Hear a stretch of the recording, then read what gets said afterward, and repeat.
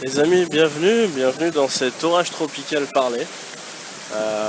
Donc un nouveau concept d'émission qui me tombe du ciel, littéralement, parce que j'avais pas du tout prévu de faire un tonnerre parlé, mais en fait, bon voilà, je suis coincé sous la pluie et je me suis dit que c'était le moment de revenir vers vous et de vous donner un petit peu d'actu, enfin d'actu, du contenu.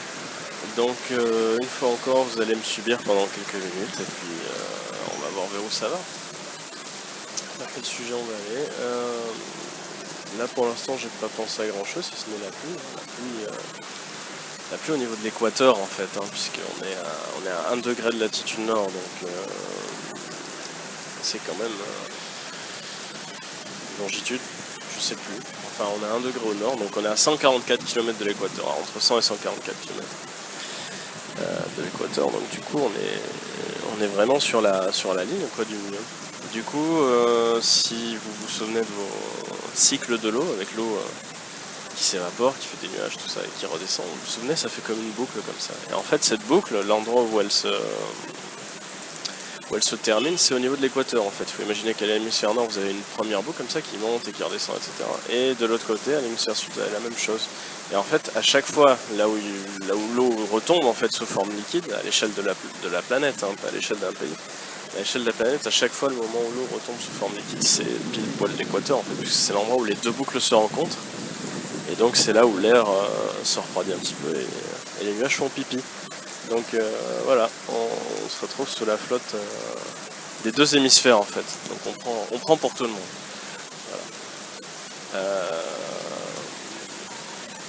Voilà. Dans les derniers podcasts, je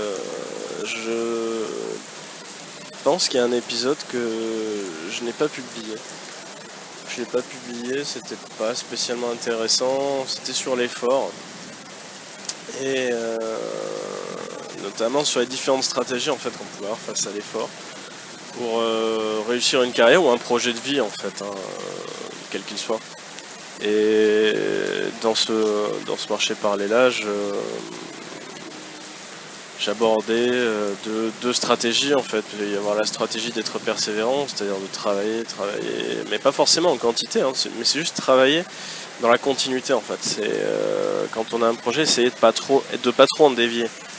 Parfois on peut avoir l'impression de dévier d'un projet, mais en fait on est quand même en train d'aller vers le bon but quoi. L'idée c'est d'avoir une destination en fait, peu importe le chemin, mais de persévérer dans cette destination. Et sinon l'autre versant c'était, et c'est tout à fait possible, mais on parle pas trop, ou alors je sais pas, c'est pas politiquement correct, mais sinon vous pouvez vous contenter d'avoir un très bon réseau en fait, de connaissances académiques, de connaissances, des vraies connaissances, des choses qui ou pas académiques, enfin des connaissances sur le monde quoi, et un réseau de personnes en fait qui s'organisent pile de la bonne façon on va dire pour que vous puissiez atteindre vos objectifs de carrière ou de vie. C'est synonyme, voilà, je vais dire carrière moi parce que ces temps-ci j'ai le cerveau qui pense un peu business, mais vous comprenez, carrière égale projet de vie, tout est tout à fait acceptable. Mais je pense pas qu'on puisse se réaliser sans les autres en fait. Donc dans les deux cas, ça va nécessiter les mêmes moyens. C'est juste qu'on va pas jouer la partie de la même façon. Les moyens en question, c'est les gens. Alors quand je dis les moyens, bien sûr, les gens ne sont pas littéralement des moyens, ce sont des fins en soi, comme le disait... je sais plus c'est Montesquieu, Montaigne, je ne sais plus les amis, je ne sais plus, c'est terrible. C'est terrible. Mais bon, l'idée c'était de dire que voilà, l'être humain, non, c'est pas un moyen en fait, ça s'utilise pas comme ça. Pourtant là, pour les besoins de l'explication en fait, je vous demande une tolérance, on va mettre ça entre parenthèses, pour les besoins de l'explication, je vais appeler ça un moyen. On est bien d'accord qu'un être humain c'est quelque chose de fabuleux et de sacré et qu'il y a une énorme richesse de vie et qu'il faut le respecter en fait, il faut le respecter, et quand je parle de moyens, c'est essayer d'aligner en fait la volonté des gens avec la nôtre. C'est pas je parle pas d'une domination en fait, je parle pas d'une prise de contrôle, etc. Non, c'est juste est-ce qu'on peut faire une synergie en fait? Voilà. C'est ça que je mets derrière le mot moyen quand je l'utilise. Sortez pas les choses de leur contexte. Les êtres humains ne sont pas des vulgaires moyens. Et donc l'idée c'est que peu importe où vous voulez aller, vous allez avoir besoin des autres. Et les gens qui disent ouais non, moi je me suis fait tout seul, etc. Non, en fait non. Parce que même si on prend la superstar du je me suis fait tout seul qui est Richard Branson, le milliardaire de Virgin, lui il vient vraiment de la rue en fait. Il y a beaucoup de milliardaires qui se racontent des histoires. Faut pas oublier que l'histoire est écrite par les gagnants en fait. Et donc c'est facile une fois qu'on est milliardaire de se réécrire sa vie et puis de se dire rétrospectivement par rapport au confort que j'ai aujourd'hui, ah ouais mais j'ai connu la grande zone quoi, etc. Non, pas toujours. Et franchement la plupart du temps c'est pas le cas. C'est pas le cas parce que ça nécessite des informations, ça nécessite des biens, ça nécessite des propriétés intellectuelles, etc. Quand je dis propriété intellectuelle, ça peut être des brevets par exemple. Ça nécessite tout un tas de choses qui clairement ne viennent pas de la rue. Hein. Mais bon, dans le lot des milliardaires, il y a Branson. Et Branson, effectivement, il vient vraiment de la rue. C'est d'ailleurs, enfin je veux dire, il est connu dans le milieu des milliardaires. Il y a un certain respect. Parce que c'est vraiment le vrai self-made man tel qu'on l'entend. Mais même lui, en fait, il le reconnaît, il s'est pas fait tout seul, en fait. N'ayez pas cette... Comment dire? Soyez pas débordant d'ego comme ça. Vous êtes jamais fait tout seul. Jamais. Absolument jamais. C'est-à-dire que même si... vous n'avez pas été élevé chez les loups, quoi. Je veux dire, à un moment donné, quelqu'un vous a torché le cul quand vous étiez gosse. À un moment donné, quelqu'un vous a filé à bouffer, quelqu'un vous a prodigué un soin, quelqu'un a fait quelque chose pour vous de toute façon. Hein. Vous a appris à lire, vous a appris à écrire, vous a appris à vous servir d'un ordinateur. Enfin, les gars, restez humbles, restez humbles. On n'est jamais vraiment tout seul. Ceux qui disent qu'ils sont tout seuls, c'est juste qu'ils font pas l'effort en fait de voir où sont les gens dans leur vie. Ils font pas l'effort. Peut-être qu'ils disent je me suis fait seul, c'est-à-dire loin d'une certaine affection. Ça, c'est possible parce que malheureusement, il y a des gens qui manquent d'affection dans ce monde. Et clairement, je pense que si le monde était un peu plus compassionnel, il y aurait plus d'affection. Mais vous n'êtes jamais tout seul, les gars. Vous n'êtes jamais tout seul. Il y a bien des gens qui viennent vous ramasser votre poubelle. Il y a bien des employés qui conduisent le bus que vous prenez tous les jours. Peu importe en fait, mais il y a des gens qui participent à votre développement. Donc ouvrez les yeux et rendez-vous compte un petit peu de quoi vous parlez. Bref, Branson, donc ouais, il vient bien de la rue et il a commencé Virgin en se disant... D'ailleurs le nom Virgin c'était pour se dire vierge quoi, c'est-à-dire ils avaient aucune idée de comment ça marchait un business à l'époque. Aucune. Le mec s'est dit, Branson c'est pas un niveau d'éducation faible, le mec s'est dit j'ai envie de distribuer de la musique. Bon. Je commence par où, grosso modo. Et il l'a fait comme ça en fait. C'était vraiment au pif quoi. Mais au pif parce qu'à l'époque, il va y avoir des informations sur comment ça marche le business, etc. C'était pas aussi facile qu'à l'ère d'internet. Donc le mec il a commencé comme ça. Et en fait, quelque part, sa façon de faire a bien marché. Elle a très très bien marché. Donc Virgin après est devenu un très grand label de musique. Puis après, il a vendu ça, il a ouvert les Virgin, les magasins qui ont été revendus, etc. C'est quelqu'un qui est en mouvement après derrière. Il achète, il crée, il revend. Il fait toujours ça. Donc il y a beaucoup de choses qui s'appellent Virgin qui ne sont plus sa propriété aussi aujourd'hui. Donc voilà. Et là actuellement il était sur Virgin Galactic, mais je sais pas s'il est pas depuis c'est pas associé à SpaceX ou quelque chose comme ça. Donc voilà, pour la conquête spatiale, c'est quelqu'un qui voilà, il veut aller vers de nouveaux horizons quoi. C'est pas quelqu'un qui aime faire les choses qui sont déjà faites, on va dire. Il aime bien, alors j'interprète, hein, mais à mon avis, il aime bien quand même aller au-delà. Quand on se lance dans l'aventure comme ça, quand on a ce goût du risque, on le fait. Enfin, quand on fait ce genre de choses-là, à mon avis, je peux tranquillement parler de quelqu'un qui a envie d'aller toujours plus loin. Voilà. Du coup, donc on a toujours... Premier point, peu importe votre technique, vous avez toujours besoin des autres. Vous mentez pas, voilà, soyez humble.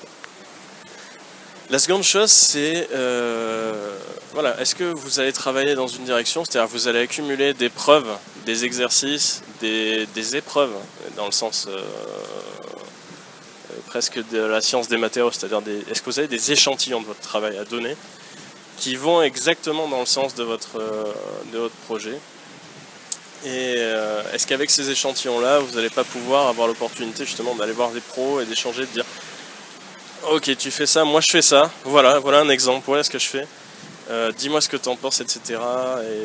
Et vous allez développer en fait votre carrière comme ça, c'est-à-dire que vous allez produire, vous allez faire les choses et il y aura des preuves de ce que vous dites, et c'est avec ces preuves en fait que vous allez vous confronter à la réalité du métier et vous allez petit à petit vous faire. C'est très bon, ça correspond à un mode de pensée qui est canon, c'est-à-dire qui respecte ce que dit la bienséance et la politique, etc. Le politiquement correct. Mais il y a d'autres moyens de faire, hein. On peut tout à fait être un réseauteur. Réseauteur, c'est quelqu'un qui est comme un peu une araignée en fait dans sa toile, c'est-à-dire il travaille pas spécialement tout le temps. Alors quand je dis travaille pas spécialement tout le temps, attention. Entretenir un réseau, avoir les bonnes connexions au bon endroit, au bon moment, c'est un art. C'est clairement un art, ça a l'air trivial comme ça, mais en réalité c'est épuisant parce qu'il faut se rendre disponible pour les gens, il faut se débrouiller pour que les gens soient disponibles pour nous. Il faut trouver les moyens de contenter tout le monde. Et je parle pas de ça sous une forme de tapinage en fait, c'est vraiment... si on veut que ça marche de toute façon, clairement, les gens qui font des relations pour faire des relations, ça se voit très vite. Et clairement, c'est pas efficace. Moi, je parle des gens qui y arrivent vraiment, c'est-à-dire des gens qui ont tellement, on va dire, une bonne intention dans leur réussite. Ils vont s'attirer de la sympathie en fait, naturellement. C'est sans forcer, tu vois. C'est pas quelqu'un qui va être lourd, qui va. Non, c'est quelqu'un qui il te parle de son projet. Tu sens qu'il y a derrière, il y a un espèce de feu sacré et tout, et t'as envie de l'aider en fait. Voilà. Ça, c'est de l'art. Et c'est pas de la manipulation, c'est vraiment une façon d'être. Soit on est comme ça, je pense, soit on l'est pas, soit on inspire en fait cet élan de générosité des autres, soit on n'y arrive pas en fait. Parce que bon, vous pouvez dire ce que vous voulez, on peut toujours essayer d'obtenir ce qu'on veut de quelqu'un, on peut payer son temps, on peut payer ses mouvements, on peut payer tout un tas de choses.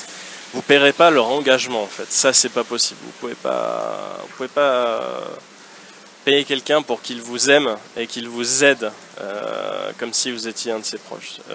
Ça peut pas marcher. Quand je dis payer, c'est que voilà, peu importe la forme de traitement que vous voulez faire, ça marchera pas en fait, ça tiendra pas. Ça tiendra pas ou ça marchera pas. Donc ça c'est pour les gens qui ont ce profil-là. Il s'agit d'être sincère, il s'agit d'être ouvert.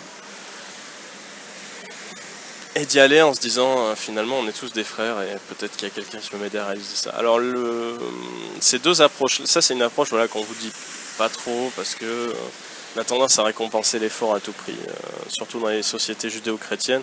Il y a un côté, le travail est libérateur et le travail est propre à la condition humaine en fait, puisqu'on a été chassé du jardin d'Éden. Donc maintenant il faut travailler pour profiter des choses. On ne peut pas profiter directement. Ça c'était le jardin d'Éden, on profitait directement.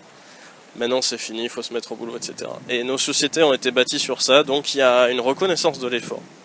Elle est surtout présente dans les métiers qui sont issus des corporations, c'est-à-dire les métiers de l'artisanat, puisque les corporations c'était quelque chose qui était aussi assez lié à des doctrines religieuses qui ont été détournées. Je veux dire, je vais vous donner un exemple, les maçons, donc les tailleurs de pierre, etc., ils ont leur propre délire en fait, de compagnonnage, etc., mais dedans il y a toujours ce goût de l'effort et cette idée de se perfectionner par l'exercice de son art en fait.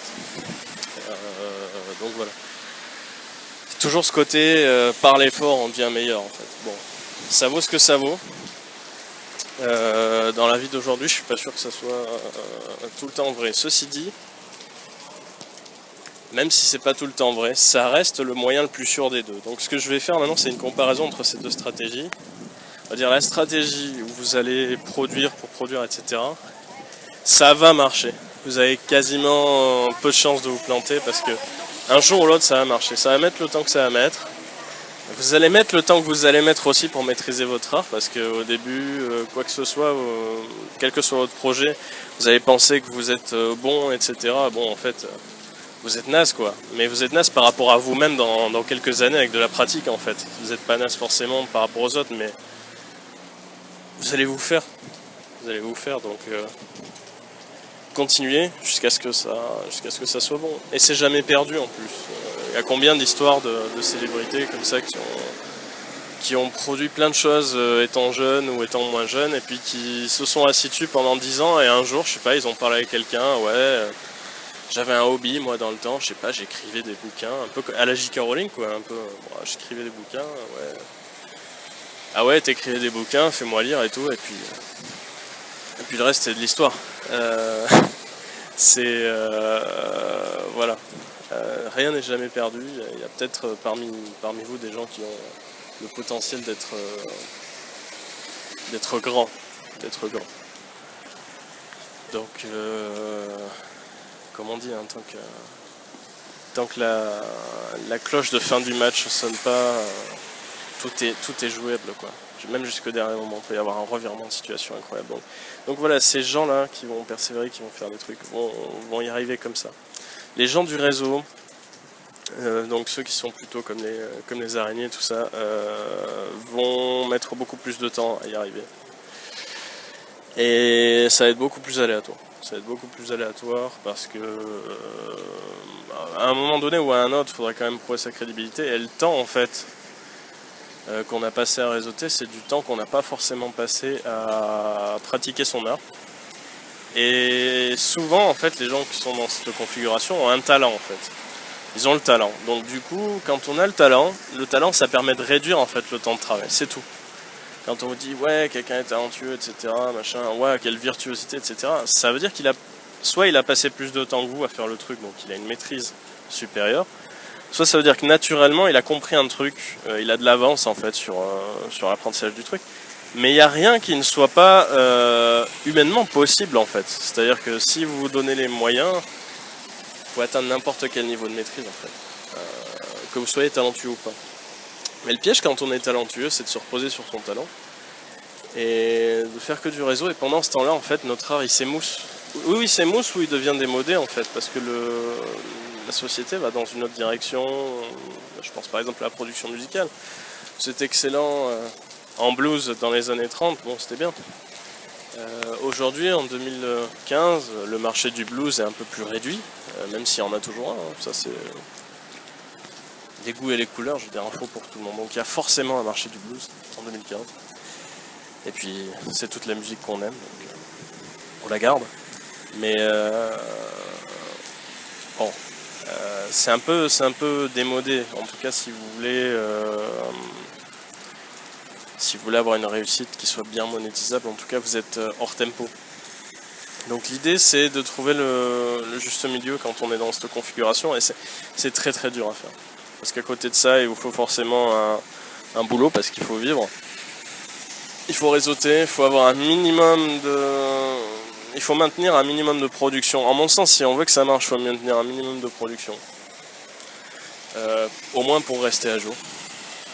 Et du coup, ça deviendrait presque plus compliqué que de produire, en fait.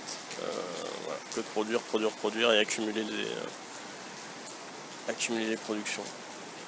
Donc c'est pour ça que, en fait, ça peut paraître beaucoup plus efficace, parce que le travail qu'on fait est plus sympa, hein. Ça consiste à aller en boîte de nuit, serrer des mains, etc. Ça a l'air sympa, en fait, mais si on veut faire ça pour arriver à un but, ça devient une contrainte, en fait. Croyez pas, hein, les gars qui sont PDG, par exemple, leur boulot, c'est essentiellement ça. Ils sont représentants de leur boîte, en fait. Ils ont deux rôles. Ils représentent leur boîte vis-à-vis des investisseurs, etc. Et donc ils signent les contrats, des trucs comme ça. Et ils ont le rôle aussi de motiver les gens dans la boîte, en fait. Parce qu'ils sont leurs représentants. Donc ils sont leurs représentants à l'extérieur et à l'intérieur. Donc un bon PDG, c'est quelqu'un qui représente ces gens. Donc c'est une personnalité publique, en fait. On n'est plus vraiment dans l'exécution, en fait. C'est pas un directeur de production, non.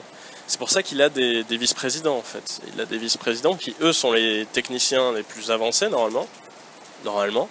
Et du coup, le PDG est déchargé, entre guillemets, du côté technique. Il a juste à dire, grosso modo, oui, on va prendre cette direction pour 5, 6, 7 ans, 8 ans, peu importe. Et c'est tout. Et il se base sur des rapports qui sont très bien faits, qui doivent lui revenir, etc. Il peut pas être partout. Et ce gars-là, donc, son boulot, c'est d'aller serrer des mains, c'est d'aller dans des repas, c'est d'aller en représentation quand il y a l'ambassade de je sais pas quoi qui fait une soirée sur les entrepreneurs, machin. Il doit y aller. C'est son métier. Et ça a l'air sympa comme ça, mais en fait, c'est un métier super dur.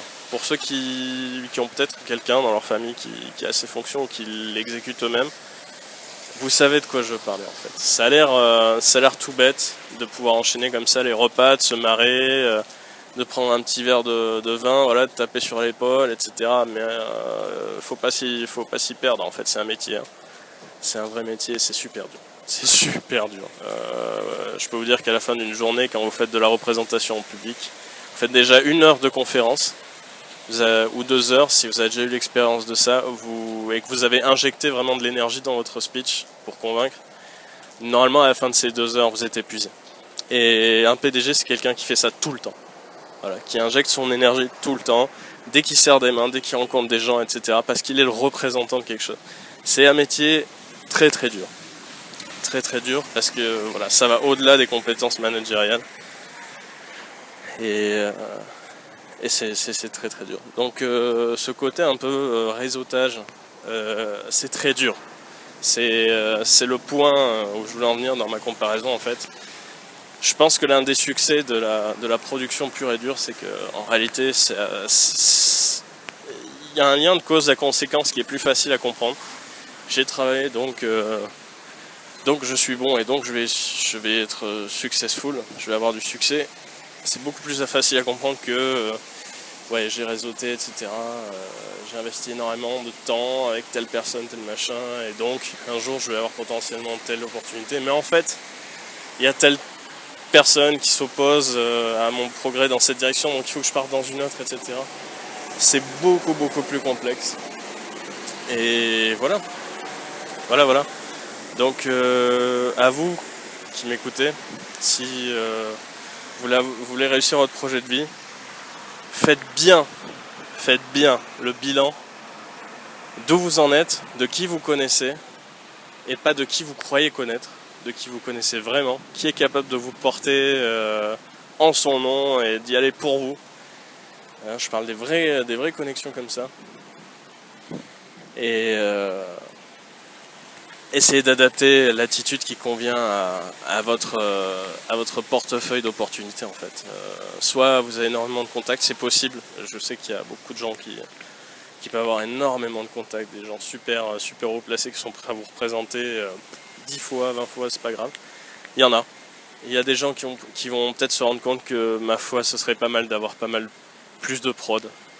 Donc à votre tour d'essayer de savoir où vous en êtes.